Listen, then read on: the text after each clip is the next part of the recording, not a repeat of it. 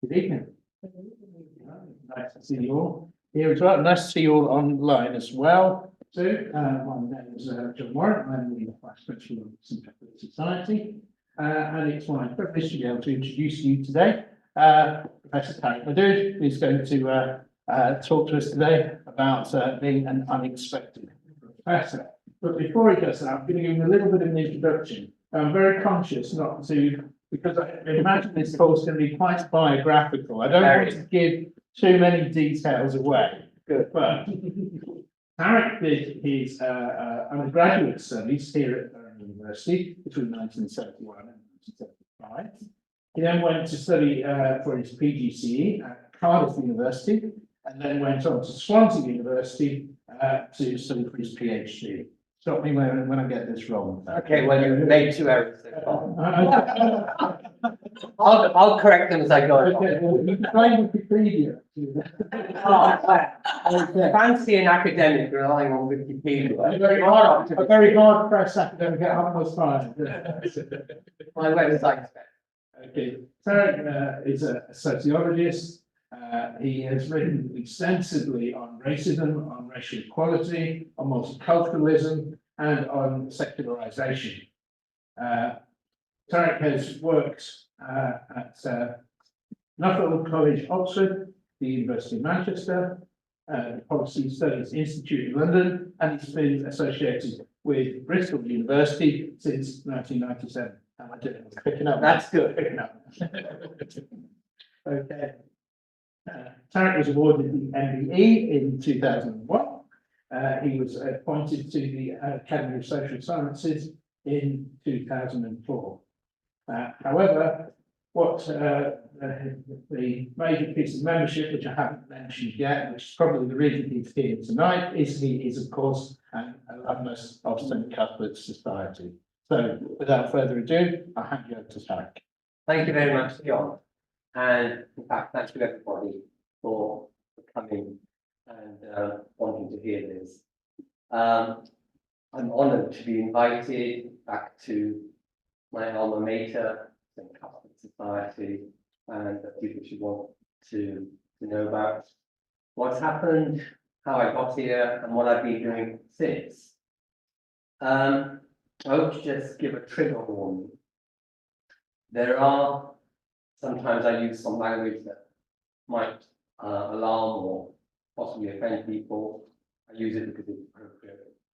And there are some incidents that it'd be best that you were alert to before I got to them. I ought to say, partly by way of apology, that I'm going to cover 45 years of my life, not evenly, of course. And only 4 of those 45 years were spent at Durham. So it's not all about Durham. So bear with that. I was born in Karachi, Pakistan, of parents that were originally refugees from India. I came to England in 1961, aged 8, with very few words of English. We settled in London, and I had 3 years in a primary school, which was co-educational, largely white, and quite middle class, as it served a mixed class catchment, and one that was quite disproportionately Jewish. There was a synagogue at the end of our road, and the rabbi of the synagogue lived about 5 doors from us, and often used to come out on a Friday evening. We were out playing in the street or in our front garden and asked us to come in and help him switch on and off various electrical things, mainly lights. We nearly didn't live there. I only learned about this much later. My dad told me about it much later. But when he was trying to buy the house that we lived in this place, some of the neighbors got very upset when they learned that a Pakistani man and his children were going to be living there. And they created, or tried to create, a consortium to buy the house from the woman who was selling it, because she was going off into retirement to someone on the south coast, and then sell it to someone of their own choice, which presumably not Club's family. And the person who lived directly opposite the house that we did buy living was a doctor, Dr. Margolis, who himself was a refugee from Central Europe, possibly Hungary, not sure. And when they were going round, knocking on people's doors and creating this consortium, he very forcefully objected to what they were doing. And obviously they felt quite ashamed, I guess, I don't know. Anyway, the plan was abandoned, and we did live in this very nice area in northwest London. Wilson, if you know that, more precisely Warm Lane, if you know that. I failed my 11 plus and went to a mainly working class school, also co-ed, which was about 90% or more white at the time. By the time I left, it was 20% white, 60% black, and 20% Asian. It was a tough, non-academic school with a very strict head teacher. There was racist bullying. This was the time of action. But at school, it manifested less in regular violence than in a racial hierarchy. I can only describe it from the side of the boys. To be at the top of the hierarchy, you had to be good at three things: fighting, football, and chatting up girls. The white and black boys met these criteria, and so had a mutual respect and socialized together. The Asian boys failed at all three, and so were looked down upon. One multiculturalist, or if you like, anti-multiculturalist feature of my time at school is worth mentioning. My school had a daily Christian morning assembly, and my dad was a devout Muslim and saw as one of his duties to teach his religion to his children. So what should I do about morning assembly? My dad asked, what did the Jewish children do? I said, they brought a letter from their parents asking them to be exempt. He said, so what did they do instead? I said they were given a room where they chatted, read comics, finished homework, or simply took the opportunity to arrive late. He said, you certainly won't do that. He said, Muslims and Christians more or less believe the same thing, so fully joining all Christian activities, except when they say Jesus is the Son of God, without making any kind of fuss, just quietly say to yourself, no, he's not. And fully join I did, to such an extent that in the upper school, I became one of the main readers at assembly, reading from the Old and New Testament.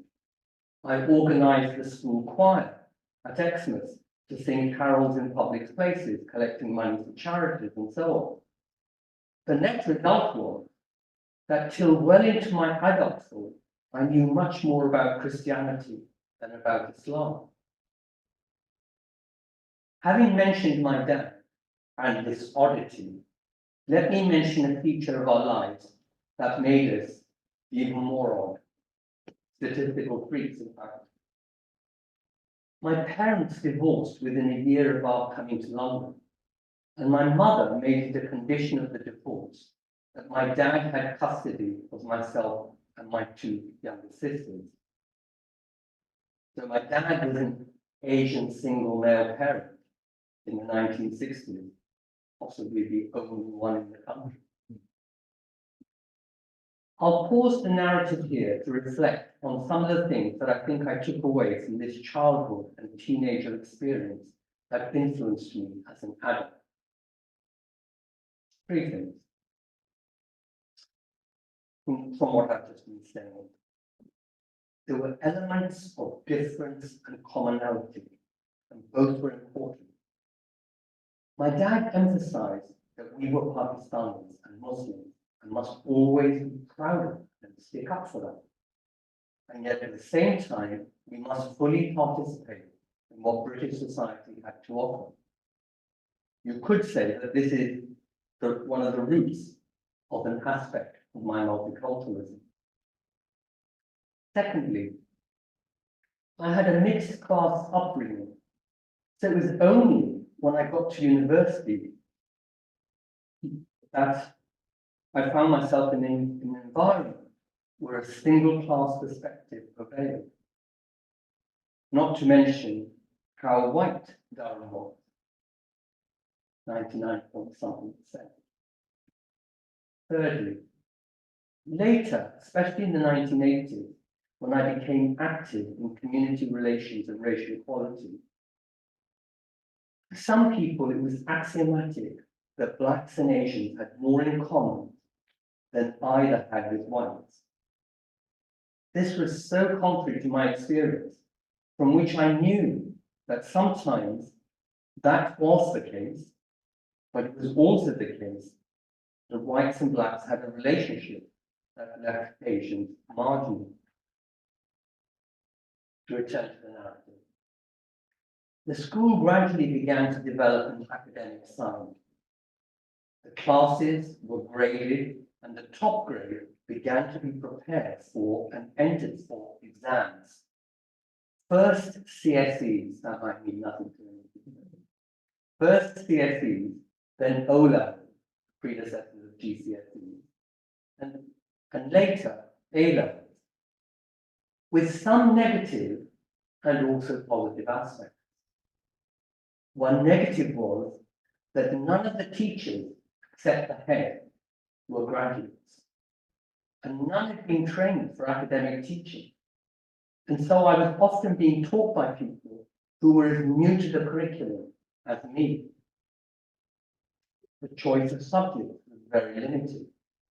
For example, at the end of my lower sixth, the social sciences teacher left and was not replaced.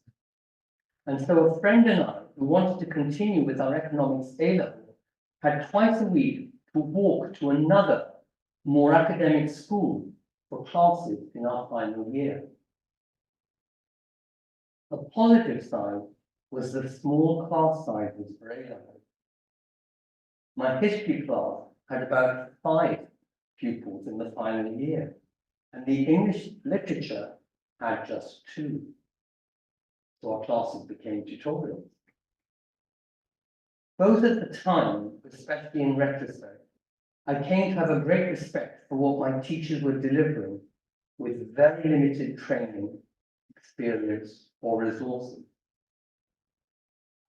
My dad and all my uncles and one of my aunts had been to university in Delhi, and it was expected that I would go to university. But my school didn't send people to university.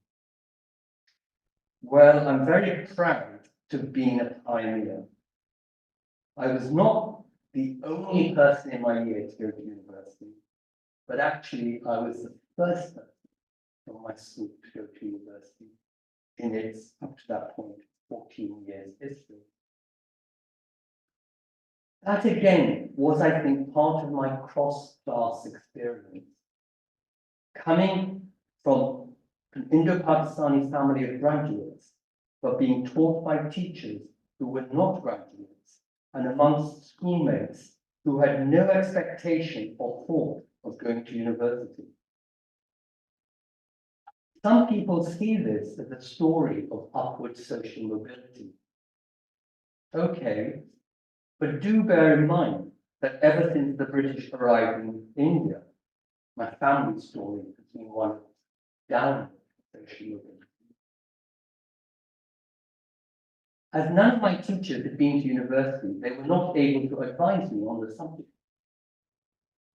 I chose this university, the University of Durham, as my first choice. But I did not get the grades they asked for.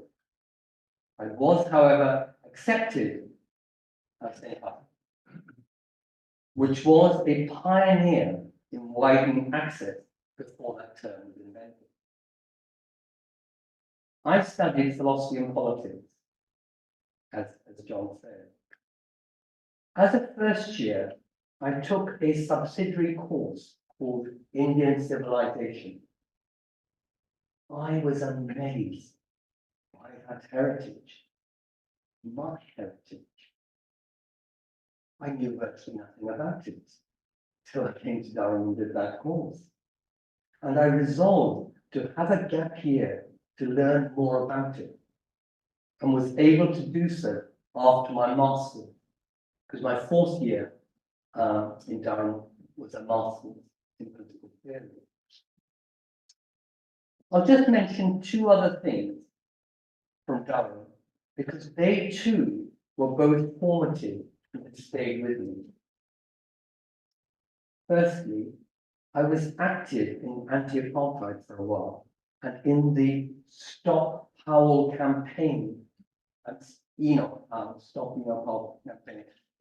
The Union Society, is that what it's called, the Posh Debating Society, they'd invited Enoch Powell, and some was very perturbed and very unhappy and thought we must make a noise about that.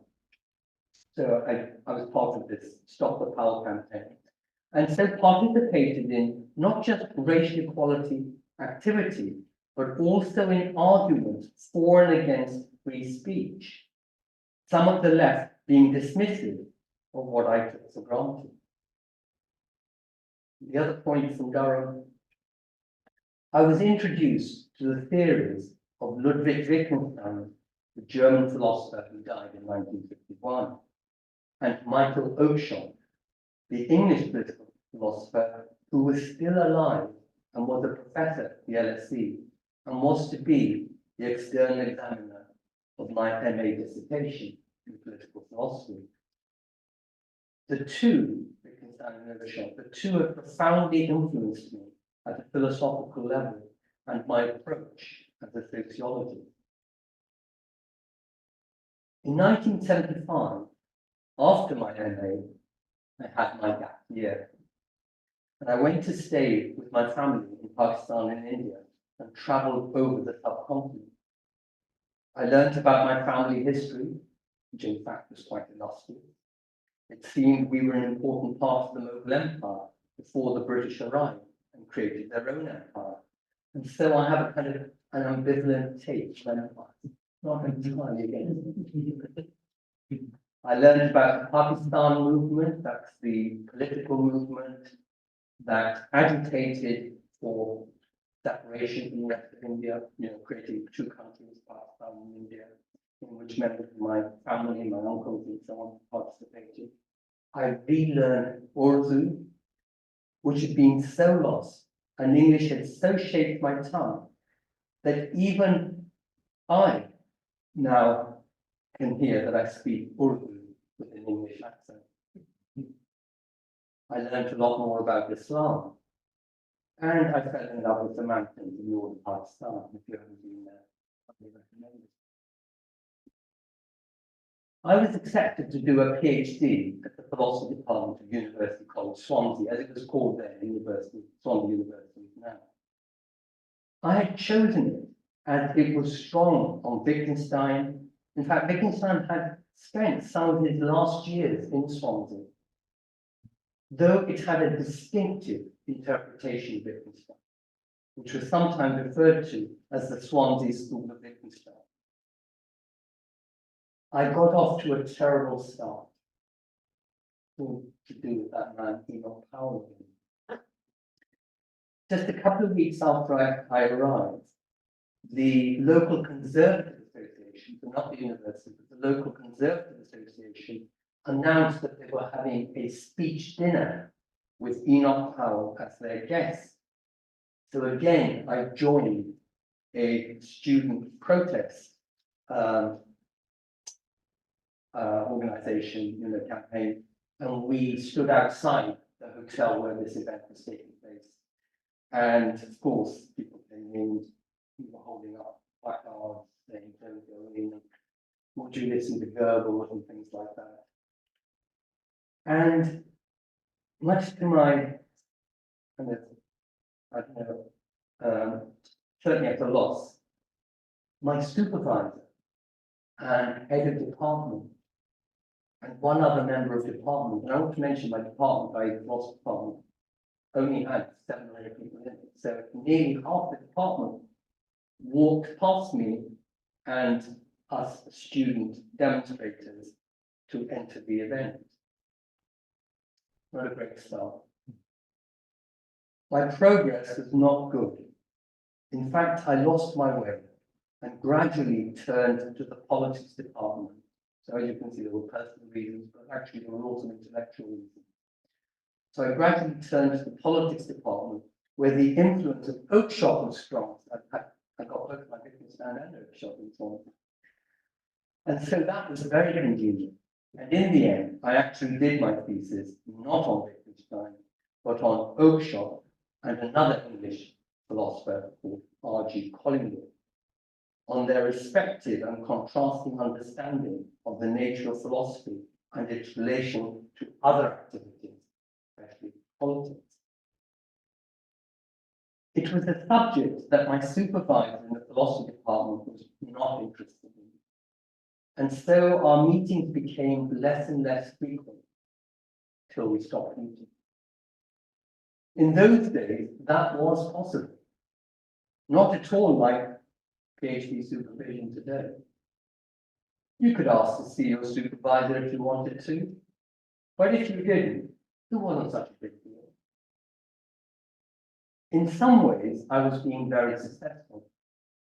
I published articles in good journals at a time when it was most unusual for a PhD student to publish. I met and married my wife, Cynthia. I managed to get jobs when I was interviewed. But unfortunately, they were all 1-year temporary posts. But the problem was that I was not thinking and writing in a PhD thesis mode. And I was unmoored from any kind of oversight. Moreover, there was a very important political change taking place. Prime Minister Margaret Thatcher and her Education Secretary, Sir Keith Joseph, were contracting the humanities and social sciences across all universities. I remember reading that between 1979 and 1989, a third of all philosophy jobs, for instance, were lost. So, with few job opportunities and no PhD, I had to find some other kind of work.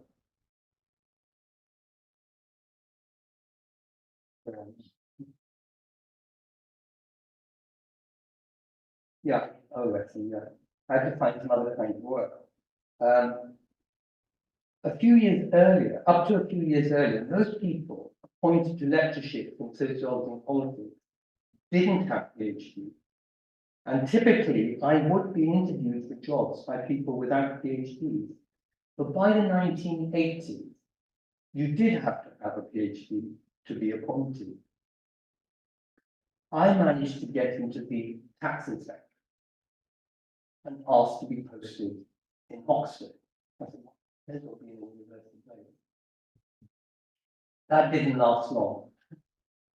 Every year, I used to write to the university voluntary, asking them to grant me another year's extension on my PhD thesis submission deadline. In 1983, they said that I'd reached my 7-year limit. That would be how you know. And they were granting me my last extension. I knew that would happen and read the letter with a deep sigh. But my wife, Cynthia, jumped into action. She said, that's it. You must finally do your thesis.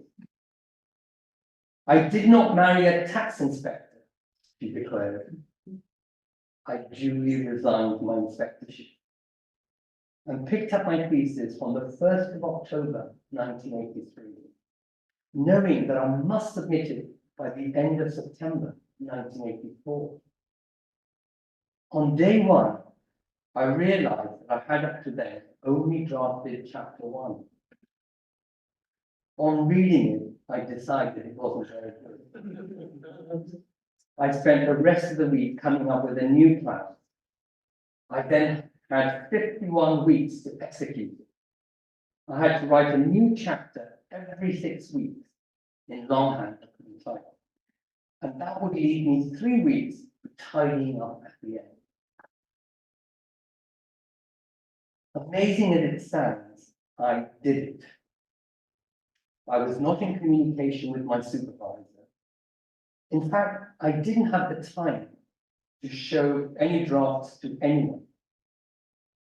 It just poured out, having been, I guess, processed in my head during all those years. And I submitted it in September 1984, which ended on a Saturday. So we drove down from Oxford to Swansea that weekend, and the thesis was handed in on the Monday morning, technically in October, after the deadline. Then followed 4 years of unemployment and part-time tutoring, sandwiched in between a lectureship in political theory at Swansea University. On learning that I was to be a father in about 6 months' time, I decided I had to once again give up on any ambitions of an academic career.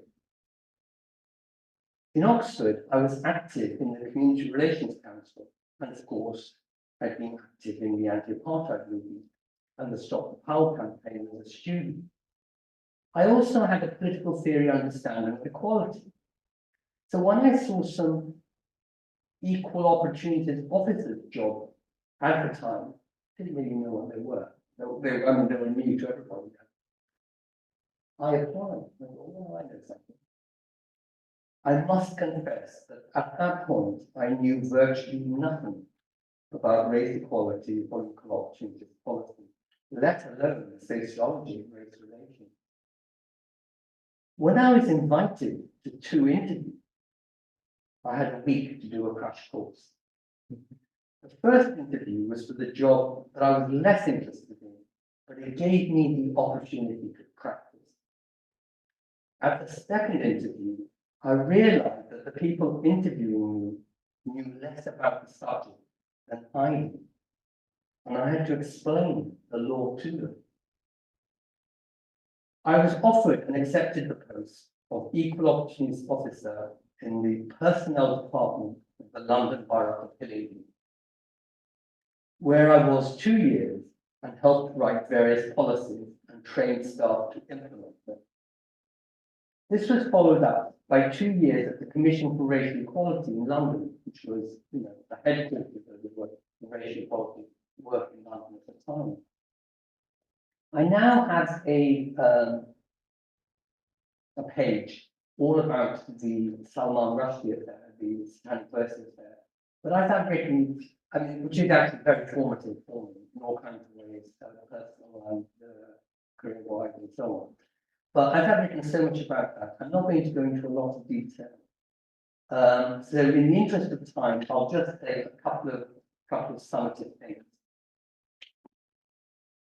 I put my British Asian Muslim experience and knowledge into speaking and writing, trying to explain why Muslims were angry and came over time to develop a profile in public intellectual engagement, a mode of activity I really value.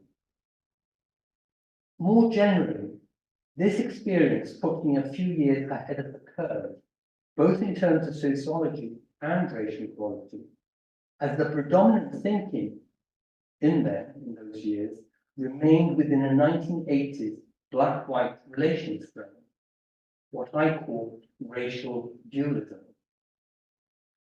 My colleagues at the Commission for Racial Equality were annoyed and said I was mixing up race and religion. I also lost a couple of friends who argued that I was betraying liberal principles and siding with the fundamentalists. It was, of course, gratifying that after some years of disapprobation, many people gradually came to agree with me and recognized that Britain could not be understood in terms of racial dualism, that Islamophobia was a form of cultural racism, and that a multicultural society could not be built upon a free speech absolutism.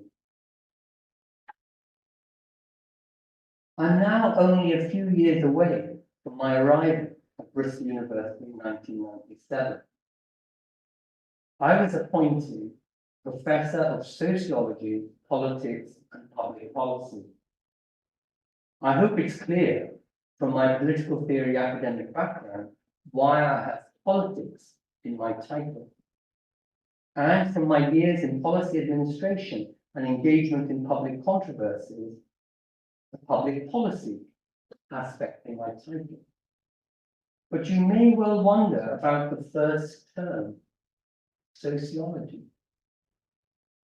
Well, it was not because of any special study of sociology.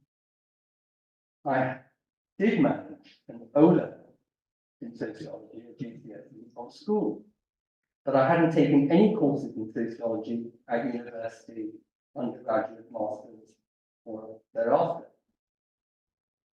I had started reading some sociology of race relations when I became an Equal Opportunities Officer in 1987, and was dismayed to see how far away it was from my British Asian Muslim experience. So when I started writing and publishing on ethnicity and multiculturalism, paradoxically, by challenging the dominant sociological black-white relations frame, I began to be noticed by sociology. And this was quite an important factor in my return to intellectual inquiry. I gradually returned from my exile, not as a political theorist again, but as a policy-relevant sociological critic. The first step was a one-year fellowship at Nuffield College, Oxford.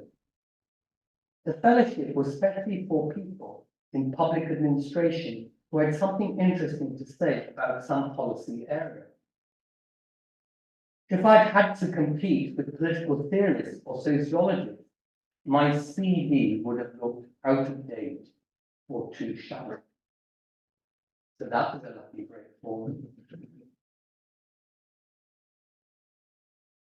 So during my time at Nuffield College, it was a year's fellowship, I finalized and published a short collection of short essays and book reviews, a couple of journal articles. It was quite a short little collection.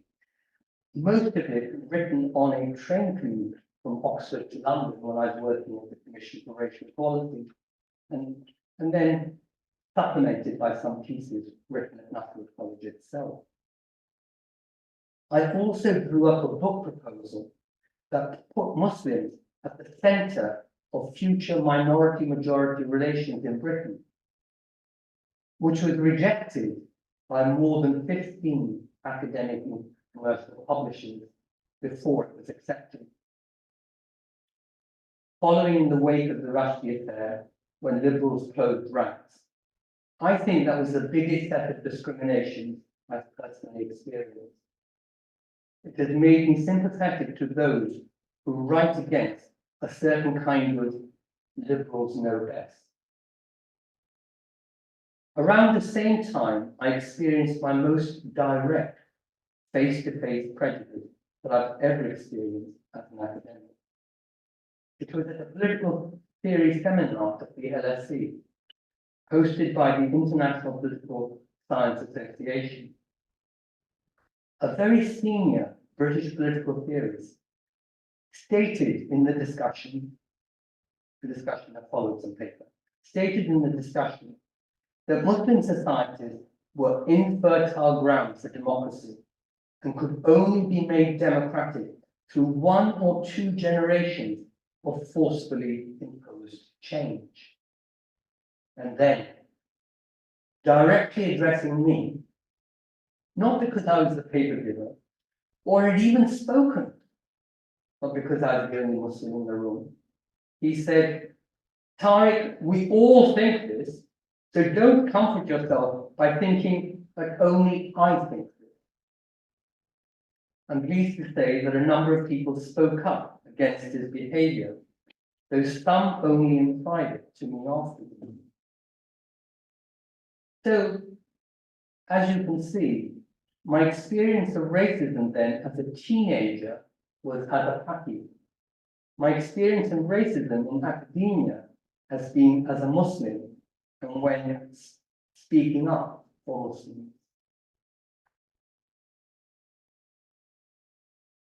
More positively, my biggest break, which propelled me forward into sociology and academia, was that in March 1993, I was appointed as principal researcher of the 4th National Survey of Ethnic Minorities at the Policy Studies Institute in London.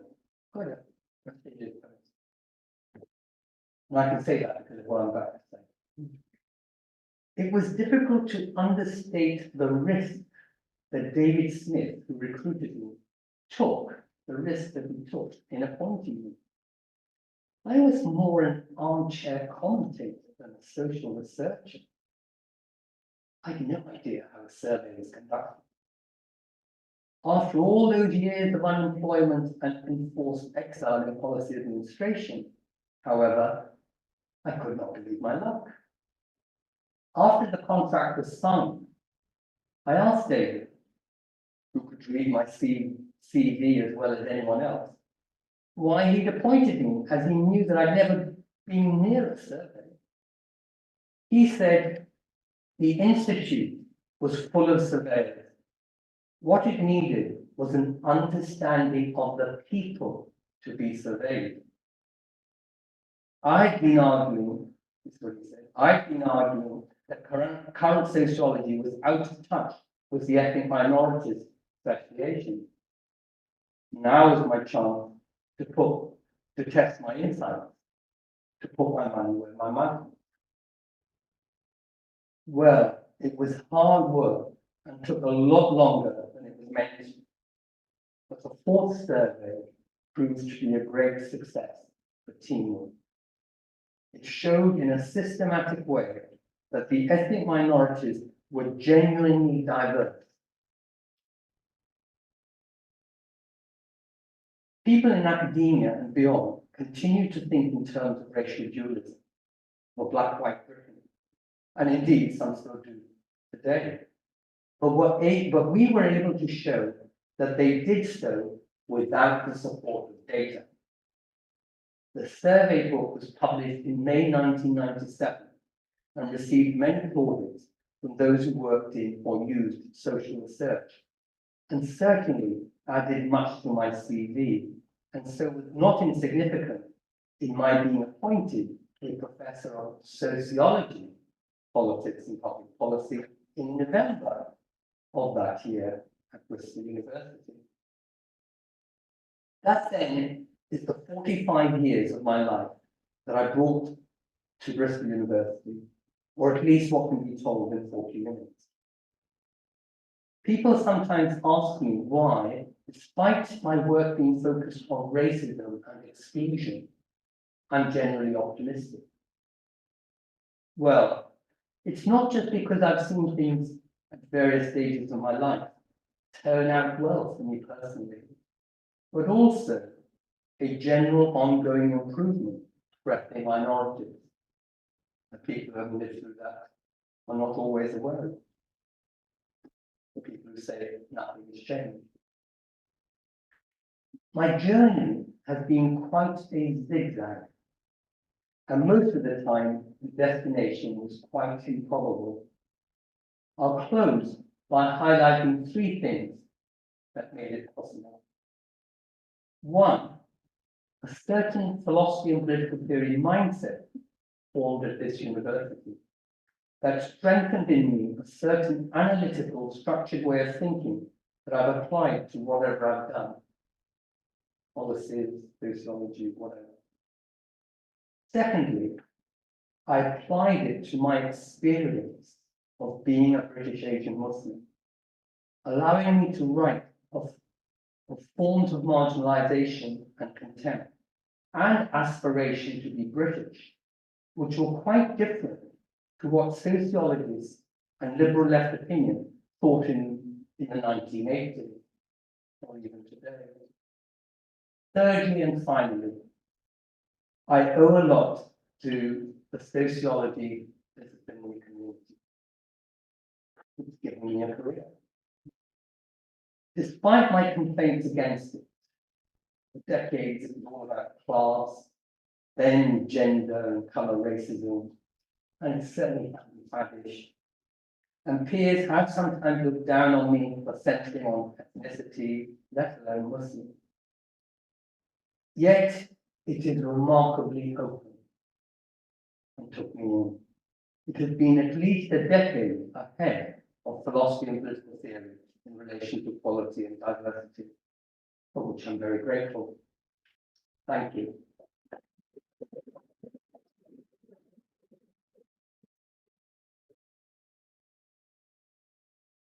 You're happy to take questions? Yeah, most certainly, yeah. Okay. Including anything I didn't say about Durham that you think. Who's got a question or a comment? Well, Question, actually. You mentioned you took a course in Indian civilization. It sounds like at the time you maybe didn't have a very much pushed into, but did you find it to be accurate and balanced in retrospect that you then saw it for yourself? So it was taught by two individuals who didn't have a lot of rank and status in the university. And they taught, one taught 2/3 of it, the other taught the other third. So they didn't teach it together. So the first one was a lecturer from Czechoslovakia. And he obviously had gone quite deeply into Hinduism and Buddhism. And he also taught to students, and I joined those classes as well, quite independently when he taught a course. He taught yoga and meditation. So you could see that, you know, the Bible packages it well. And of course, he was in love with Indian civilization, especially those aspects of it. Less so Muslims. The Muslims and the British he thought were the worst thing that ever happened to India. But he thought India was beautiful, mystical, profound, engaging. The Muslims, they could just about be tolerated, but the British came and stormed everything. And he used as a textbook a book by Basham, who was actually a very serious scholar of great repute, called The Wonder That Was in India.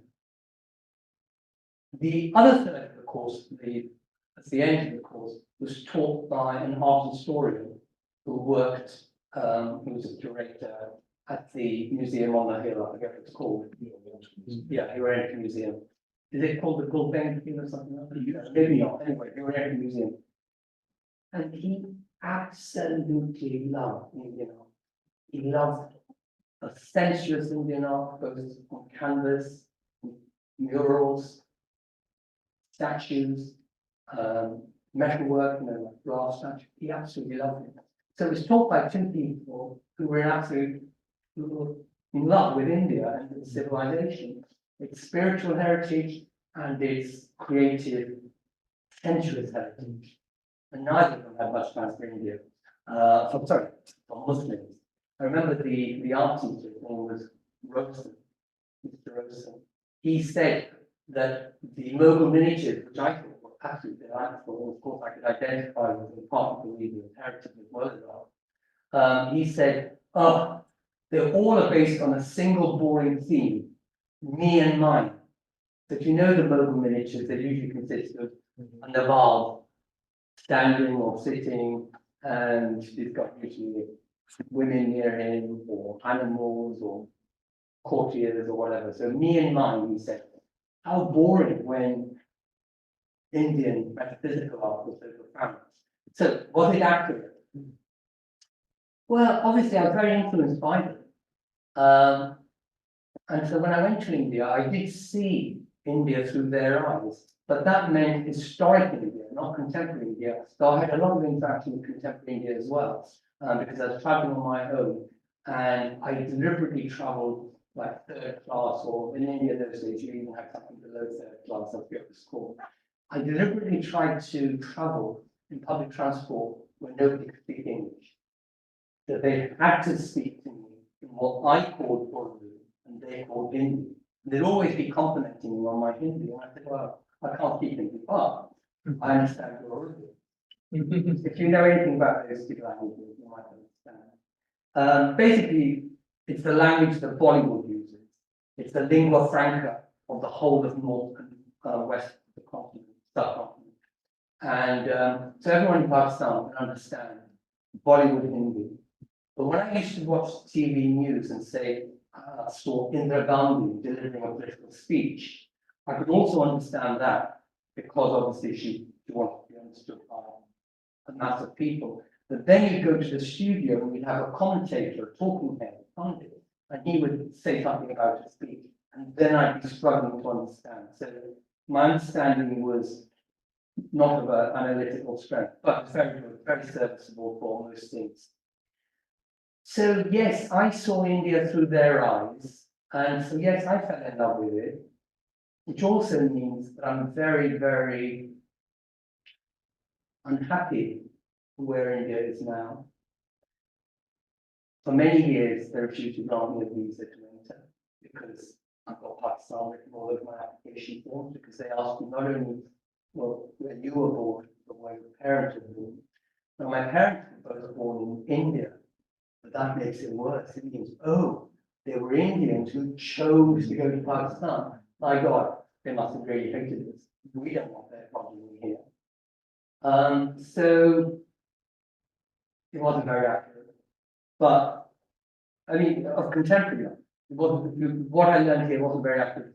But it wasn't many. The course kind of petered out around partition. We didn't get much beyond 1950s. But we started like 2000 BC, so we covered quite a lot of territory.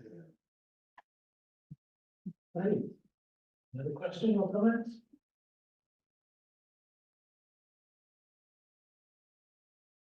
That's someone here. Sorry, I couldn't see that. Yeah, my big head.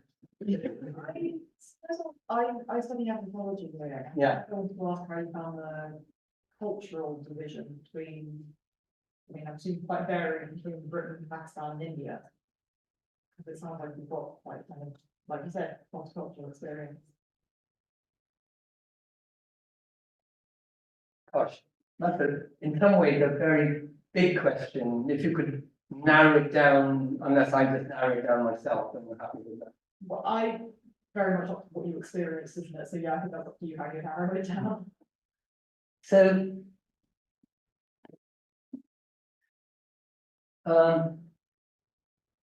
because my parents separated and divorced, and my mother went back to Pakistan and had another family and so on, my dad brought us up, and I was the eldest. I was 8 or 9 when my mother left us. We'd only been in England for a year, and I have 2 younger sisters. So one is a year and a half younger than me, and the other is 5 years younger than me. So my dad obviously had to get an income going, and he was working very long hours. So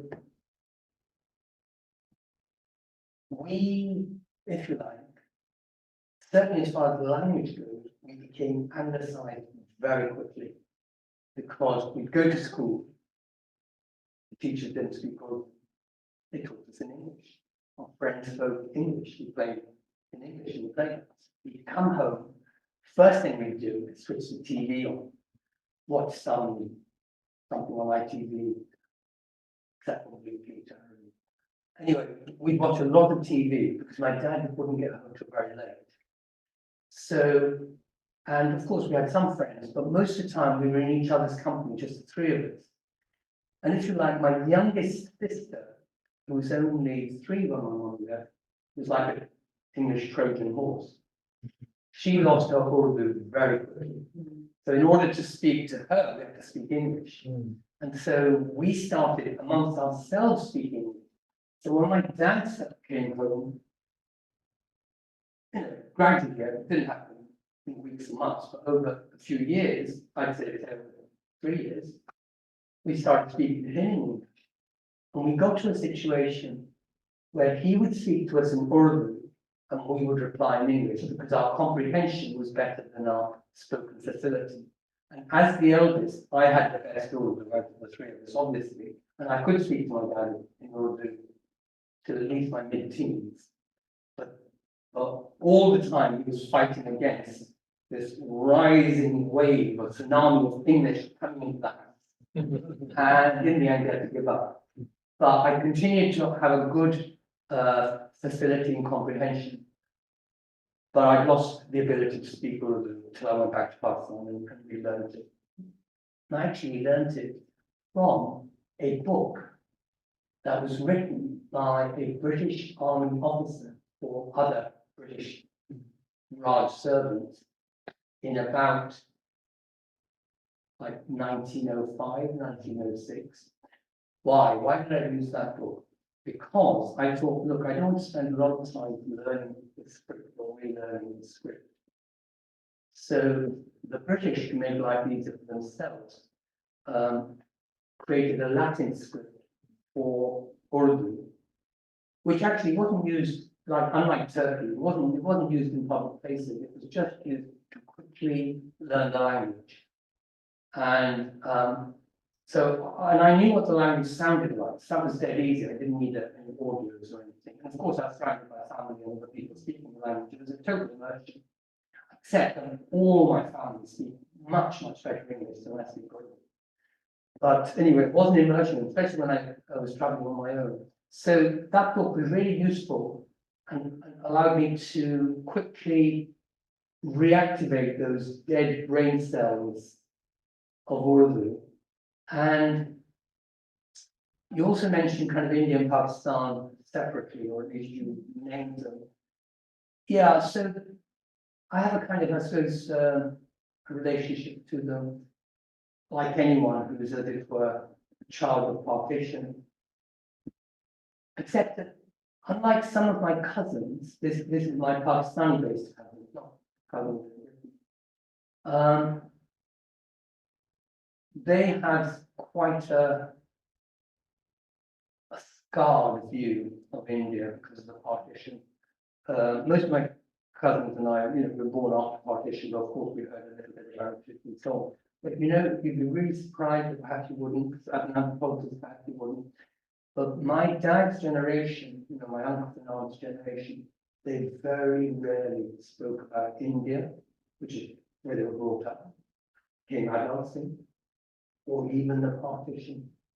The loss was far too painful because they had quite high status in India, just my family, which they lost when they came to Pakistan because they could only leave carrying what they could in their hands and so on. And of course, no one knew of their high status because high status was very context embedded. For instance, in Old Delhi, the old city of Delhi, my grandfather was quite important, notable in that city, but no one else would know about it, except anyone in Pakistan, 1,000 miles away. So I perhaps have a distinctive aspect compared to my Pakistani-based cousins, partly having done that course on Indian civilization, in that I look on India, historic India, in a much more appreciative light than most people in Pakistan do. And also, I think India is part of my heritage. So I think I'm Indian, I'm Pakistani, I'm British, I'm European. These are all important heritages to me. Whereas I think very few people in Pakistan would say India is part of their heritage. Thank you, that was very. Another question? Yeah, so I'm just trying to formulate it in my mind. What do you think it would be like coming to the UK now, from Pakistan, growing up, do you think it would be very different from when you did, and you know, sort of very aware of the sort of identity politics that are around for British Asian young people growing up, and sort of, yeah, just working out who they are. So how do you sort of see that if you were, yes, having that childhood today? Yeah, so I think you're referring to two different groups of people. You said someone arriving today. Yeah. And then you said the young people Yeah. growing up here and so on. That's two radically different groups of people. So in terms of people arriving today, the single biggest difference is they will be coming to a place that was at least partly Pakistan. You could easily go to anywhere in London,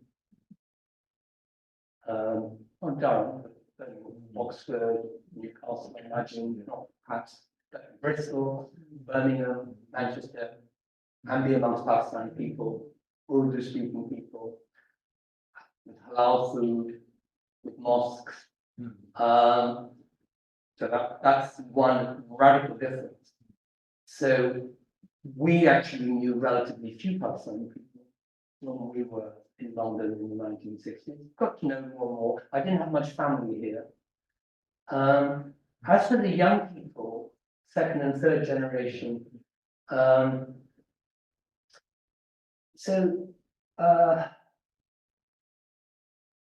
number of things have happened. So you'll have picked up, I think you'll have picked up, that there was a refrain in my talk about how sociologists and a certain kind of anti-racist political activists got Britain badly wrong in the 1980s because they thought this was going to be a black and white country because they've been reading a lot of American books. And of course, it's nothing like that. So I think that the younger generations, second and third generations, are much more confident about their identity, and no one's identity is based on one thing. Obviously, that would be impossible. We all have multiple sources of our identity, and there are a few key things can be a lot more important than other things. And gender is obviously pretty fundamental to our lives. Our class location is pretty important to many things that we do. For a lot of Pakistani origin people, their religion is very important. Even if you're not religious, it's important because you're in a religious community, in a religious family. And that's really been my own experience. I'm not very religious, but you can't walk away from your religious identity. If you like, it's like being a Catholic in Northern Ireland or a Jew in several places in the world. So it's not just to do with religiosity, it's an ethno-religious identity or a community identity. And it's very surprising, perhaps, but the younger generation, meaning second and third generation, are more, not less religious than my generation or my dad's generation. And they are now the first generation in Britain for over 100 years to reverse the trend. For over 100 years, Britain's found that every generation is less religious than the prior generation. And that's still true for British society as a whole. But Muslims are the first group to break that British trend. And younger people are now becoming more religious. Of course, I'm not saying it go on like that indefinitely, it may not, because it needs to be changed. The other group who are actually doing something very similar are African Christians. So in London, and to everybody's shock and surprise, you know, all source of secular culture and so on. London's now one of the most religious places in Britain, and it's to do with Muslims, Hindus, and African Christians. And the African Christian churches are extremely dynamic to such an extent that white people now wanting to be in those congregations because they feel that the congregation are giving them something, power and energy that they find quite magnetic. So when I mentioned that refrain about how the sociologists have got it wrong in the 1980s, they were predicting that we'd be basically a color-based society, black and white. That's not true. They thought that anyone who wasn't white would end up at the bottom of the social structure. I mean, we were at the bottom and we would stay there. And again, blow my own trumpet, I was one of the first people to say, no, that's not true, that won't happen. For all groups, it would happen for some groups, not for others. And we see now the Indian trajectory radically different, say, the Pakistani and Bangladeshi or African Caribbean trajectory. So I think the African, meaning West African, Ghanaian and Nigerian trajectory is following suit. So, and the Chinese, they're quite a bit smaller. So, so the sociologists, if you'd ask, one of the best known sociologists of the 1980s, people like John Rex and my predecessor at Bristol, Michael Banton, to write a short kind of essay on what would minorities, what would they be like, or what would Britain be like in 50 years' time? I don't think they'd be emphasizing those things. They wouldn't be emphasizing the religion. They wouldn't be emphasizing that some minorities would consolidate their middle class origins, reproduce them, consolidate them here. And it'd be their white neighbors who'd be left behind, not them. And they wouldn't have predicted that we'd have an Indian prime minister in the period that we have, and that he's not an isolated figure. There's a cadre of people, and not just in politics, in universities, obviously the City of London, in international trade, medicine, etc., etc. So, so in all kinds of ways, Britain has turned out to be A, more complicated, and B, less depressingly predictable than things once. Well, do we have any more questions, or I was trying to say anything do we want to draw to a conclusion on that note? Yeah. Okay, I've got a couple of questions, but I think I'll just ask Tariq, or over dinner tomorrow as well. So can we all just say a massive thank you to Tariq for his talk, and can we also say thank you to Joel for his hard work in arranging Tariq to come and see us and advertising this talk.